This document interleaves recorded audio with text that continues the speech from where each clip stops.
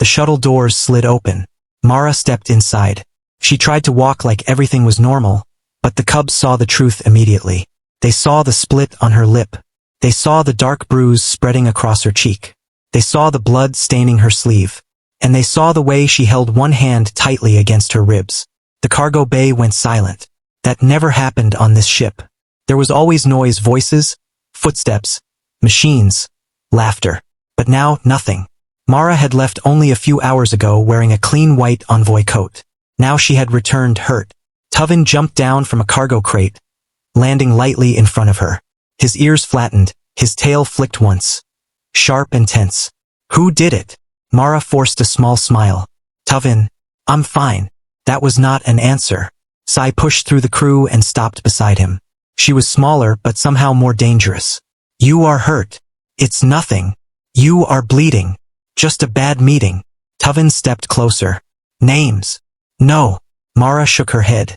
No names. Because I know exactly what you'll do. Captain Iris stepped forward from the crowd. He didn't speak at first. He just looked. At the blood, the bruise, the way she couldn't stand straight. Then his voice came, calm and cold. What happened? A traitor lost his temper, Mara said quietly. Security stopped it. It's over. It is not over, Tuvin replied. Mara looked down at him. I am crew. And you are ours, Captain Iris said. The cargo bay fell silent again. The cubs moved closer, not to trap her, but to protect her. Mara had been on this ship for 2 years. She had arrived as a human envoy, hired to calm difficult meetings, to read tension before it broke. Humans were good at that. They heard what others didn't say. They noticed fear, anger, silence. That was why she was hired. But over time, her role changed. She taught the cubs games from Earth. She mended their torn clothes. She stayed with them when they were sick. She sat beside them during storms. She told terrible jokes when they were afraid. She stayed through grief, through silence, through long, dark nights. And slowly, without anyone saying it, she became family. That was the problem.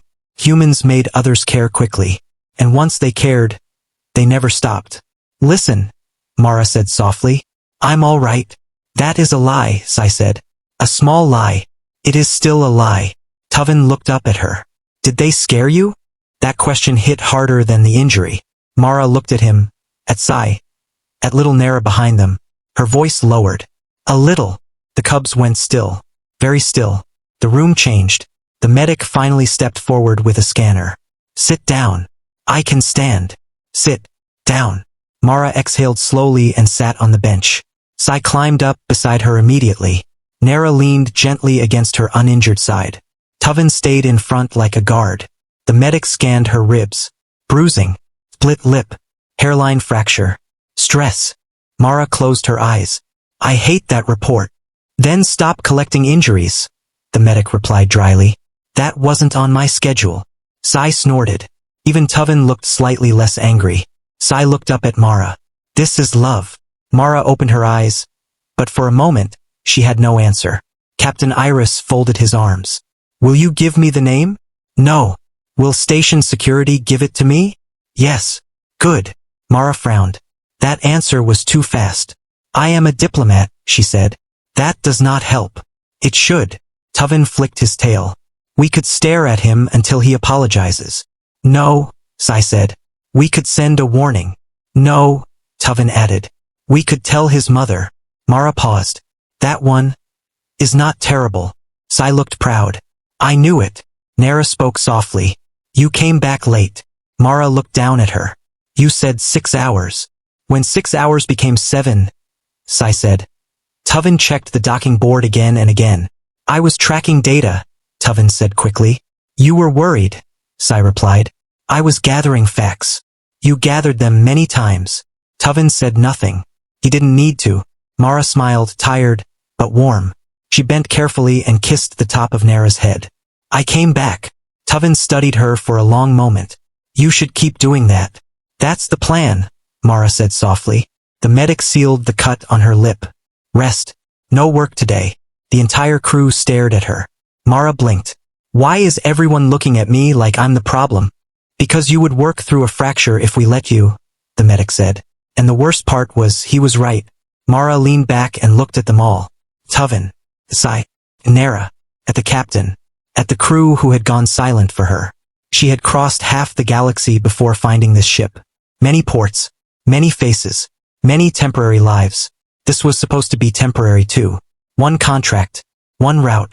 One chapter. But somewhere between shared meals, long shifts, broken sleep, small jokes and quiet care, this ship had become home. Not because it was easy, but because it was hers. And she was theirs. For the record, Mara said, I do not need avenging. Tuvin jumped onto a crate, making himself look taller. This is not about revenge, he said seriously. This is about principle and care. Nara nodded. Very strong care. Mara laughed. Once. It hurt. She did it anyway. Captain Iris looked at her again. Calm. But now warmer. Rest, Mara. We will handle the rest. Handle it how? With diplomacy. Tuvin was smiling now. That made the word far less comforting. Mara shook her head. You're all impossible. And yet, Captain Iris said, we stay. Mara looked around the cargo bay at the cubs, the crew, the ship that no longer felt borrowed. Out there, the galaxy was still cold. Deals still failed. Strangers still turned cruel. Kindness was still mistaken for weakness. That wouldn't change. But here, Mara wasn't alone. She was Pack. Not owned. Not controlled. Chosen. Loved. And anyone foolish enough to hurt someone the Pack loved would learn the same lesson. Some mistakes only need to be made once. Please follow my channel for more videos. One click from you can change my life.